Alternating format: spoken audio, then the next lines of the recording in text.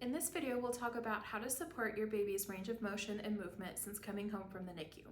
Helping your baby to move their arms and legs gently is important to building their strength and their muscle as they continue to develop. Let's look at some easy ways that you can incorporate some of these exercises at home with your baby in your daily routine. Vary your baby's positions throughout the day, every 3 to 4 hours if possible, and encourage them to turn their head to both sides. Provide support to their neck and abdomen so their arms and legs are free to move. Early in their development, positions should be supportive, like swaddling and cuddling. As your baby continues to develop, allow for more play periods with freedom for movement. Looking at general milestones of motor movement, at 4 weeks, both the arms and the legs should be able to move together. Your baby should be able to hold their chin up when on their tummy. At 8 weeks, they should be able to open and shut their hands, briefly bring their hands together, lift their head and chest when lying on their tummy, and keep their head steady while in a sitting position. At 16 weeks, they should be able to support themselves on their elbows and wrists when in tummy time, roll over from their tummy to back, keep their hands unfisted, play with their fingers near the middle of their body, and grasp at objects. At 24 weeks, they should be able to sit briefly without support and roll over from their back to tummy. The Center for Disease Control has an app to help track milestones from 2 months old to 5 years old, and I will put a link to it in the caption of the video. You can also ask your pediatrician about being referred to early intervention services. These services are special support and therapies for babies and young children who may have developmental delays. Early intervention services help children learn important skills during their early years when their brain is still growing the fastest to give them the best start possible. Be sure to use adjusted age for prematurity up to 2 years old. This picture shows an example of what that looks like, but I'll also add a link in the caption to a website that you can just enter in the dates and it will calculate the adjusted age for you. Here are some general tips before we get started. Your baby will be on their back for most of these exercises unless otherwise indicated. Over the next few minutes, I will show examples of what the exercises look like on a doll and show what the motion would look like on an adult, just as another way for you to see and understand these exercises.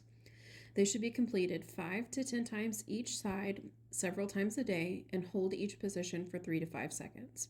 These exercises can be incorporated into your usual routine and care for your baby, such as after diapering or changing their clothing while they're already on their back.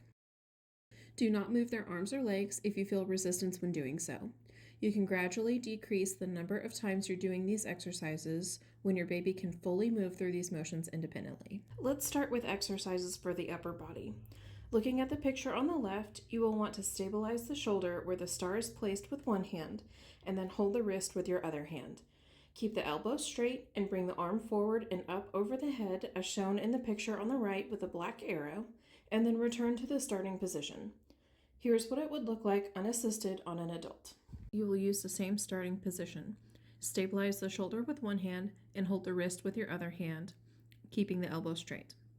Instead of the forward motion in the last one, you will be bringing the arm out to the side and up overhead in an arc motion as shown in the picture on the right with the black arrow, and then return to the starting position. Here's what it would look like unassisted on an adult. The last exercise for the upper body is on the elbow. Continuing with the same setup, stabilize the shoulder with one hand and hold the wrist with your other.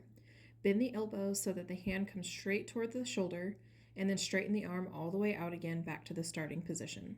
Here's what it would look like unassisted on an adult. Now, moving on to the lower body, we'll start with an exercise for the hips and knees. You can do one leg at a time or both at the same time, whichever feels most comfortable for you. Starting with the leg straight out, bend the knee in towards the chest and return to the starting position. Below are pictures from above and what it would look like from the side. This last position is a little trickier to do, but it also focuses on the hips. You want to position your baby lying on their side. You can use a rolled up towel placed behind their back to help keep them in this position. Stabilize the hip with one hand and place the other near their knee, bringing the leg backwards, stretching out the front part of their hip, and then return to the starting position. Allow your baby time to free kick. You can use toys like this one below to encourage kicking. You can also move your hands to the bottom of their feet while they're kicking to give them a little bit of input and feedback, which mimics kicking the intrauterine wall.